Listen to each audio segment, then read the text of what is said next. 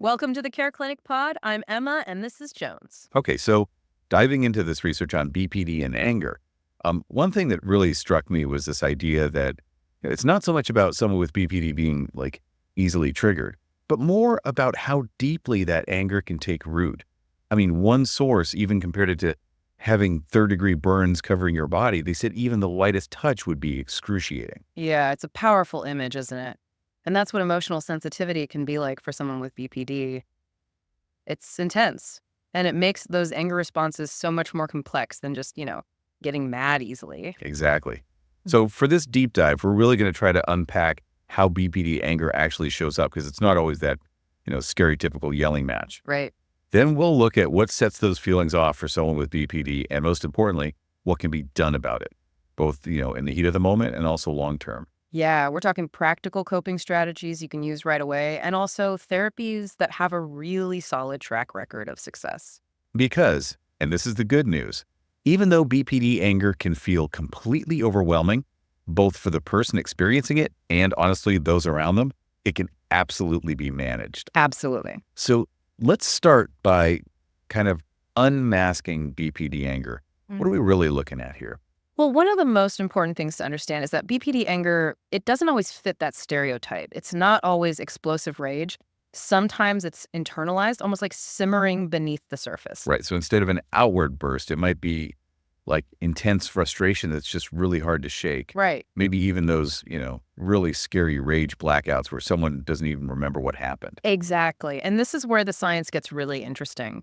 Recent research suggests it might not be that anger is triggered more easily in BPD, but rather that it lasts longer. The anger kind of digs in deeper and becomes much tougher to move past. Okay, so that's a huge takeaway for our listeners, I think. It's not always about like being triggered more easily, but rather getting stuck in that anger cycle longer. Precisely. And that's due in part to a tendency for, rumination. Basically, it means getting caught in a loop, replaying the anger-inducing event over and over. Which, let's be real, never actually helps anything. Right. So we've got this prolonged anger fueled by rumination, but where does it all begin? What are some common triggers for someone with BPD? Well, this is where those core characteristics of BPD really come into play, especially that intense fear of abandonment. Even a perceived threat to a close relationship can be a major trigger. And it's not always as obvious as like someone saying they want to leave. Right. This could be anything from a friend, forgetting a plan, to even just like a perceived criticism. Oh, absolutely. And we know those with BPD can be incredibly sensitive, so something that might seem minor to you or me. Exactly. And because of splitting, that black and white thinking that's common in BPD, even small misunderstandings can get blown out of proportion. Okay, so to be clear, splitting means seeing things as purely good or bad, with no middle ground. Exactly. It's a very common BPD trait that can really fuel those anger responses.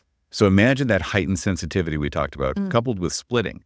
Suddenly, those emotional alarms are going off much faster and stronger, Yeah. even if the situation isn't actually as bad as it feels. Right.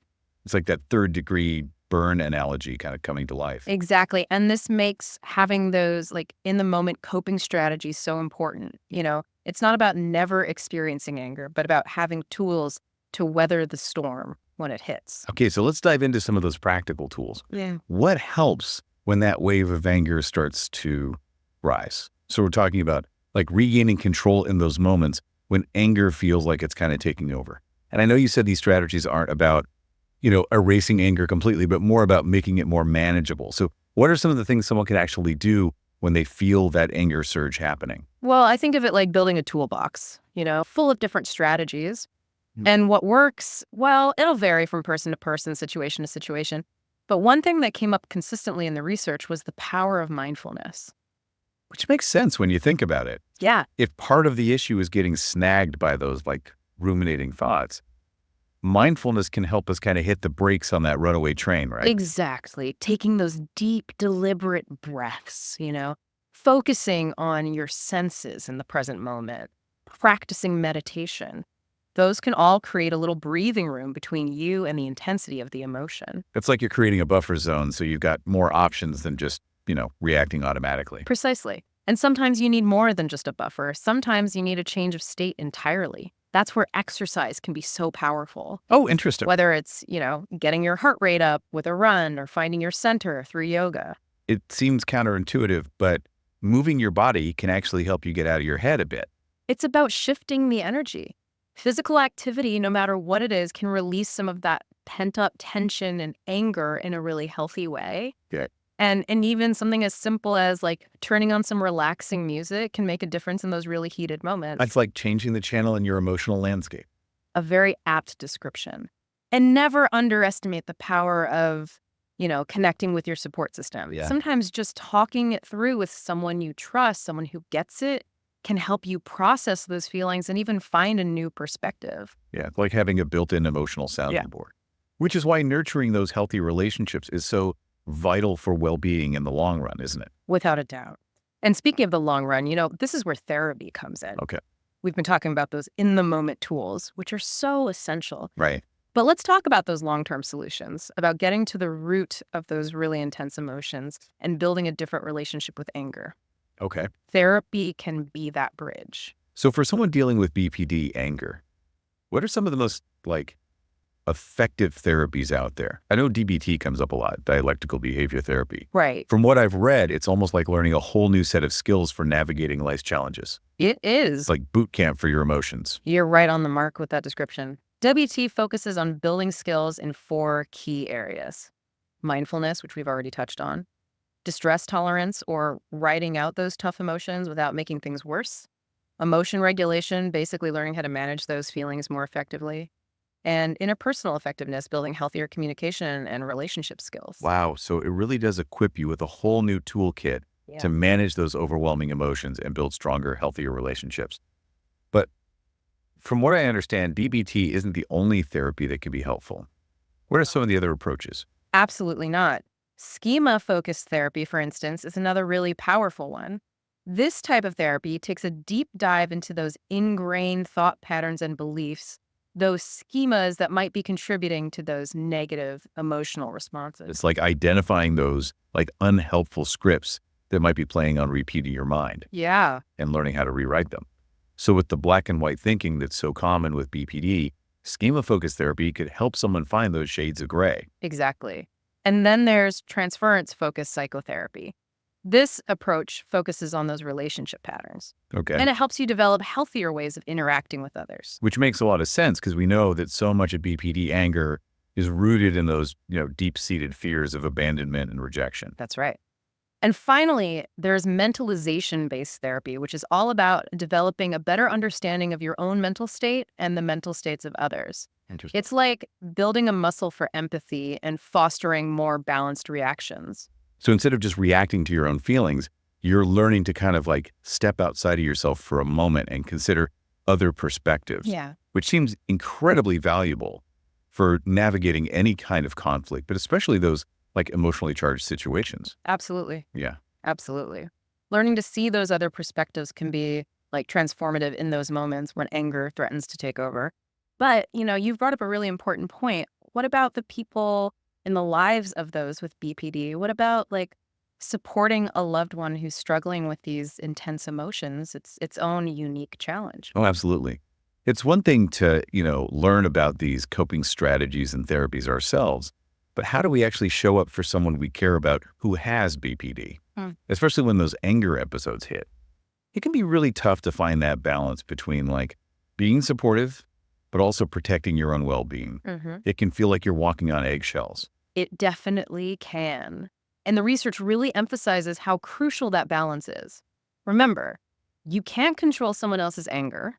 No one can control another person's feelings, but you can control how you respond. And you can control what kind of support you offer. So what are some like concrete steps that partners, family members, friends can take? What helps? Well, one of the most powerful things you can do is encourage and support your loved one in, seeking professional help. Okay. That might mean attending therapy sessions with them if they're open to it, helping them find a therapist who specializes in BPD, or even just, being there to listen and offer encouragement on their journey. Yeah, because even the idea of therapy can be overwhelming, especially when you're already struggling. Having that compassionate support system can make all the difference in the world. It really can. And in those moments when anger does arise, clear and compassionate communication is key. It's about validating their feelings without necessarily condoning their actions. So more like, I hear that you're angry and I want to understand what's going on, rather than you're overreacting, just calm down. Exactly. Because even though it can be really, really hard, approaching the situation with empathy and a willingness to understand, it will help de escalate things far more effectively than, meeting anger with anger. Remember, you're coming from a place of care, not control. It's that old saying, a soft answer turns away wrath. Mm, It's amazing how true that can be. But it's not just what you say, right? It's also about what you do. Setting healthy boundaries is essential, both for the well-being of the person with BPD and for the health of the relationship itself. 100%. And that might mean having a conversation beforehand about what those boundaries actually look like. Maybe it's agreeing to take a 15-minute break when things get heated, or establishing clear lines that shouldn't be crossed, even in the heat of the moment. It's like that oxygen mask on an airplane. You have to put on your own mask first before helping others. Yes. Taking care of yourself allows you to show up as your best self for your loved one. Such a great point. And if there's one thing I want listeners to remember from our deep dive today, it's this. BPD anger is a symptom, not a definition of who someone is. It's a sign that help is needed, that new skills can be learned, and that a more fulfilling life is possible both for the person with BPD and for those who care about them. Wow, you've just articulated the heart of the matter so beautifully. There's always hope. There is help available. And with the right support and strategies, the challenges of BPD anger can be navigated. It's about moving towards greater peace, understanding, and connection in our own lives and in our relationships. I couldn't have said it better myself. Well, listeners, I think it's safe to say we've done a deep dive today on BPD and anger.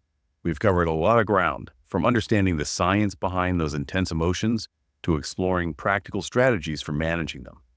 And if you take away just one thing from our conversation today, let it be this. Knowledge is power. The more you understand about BPD, the more empowered you become to create positive change. Keep asking questions, keep learning, and keep those conversations going. Until next time, keep diving deep.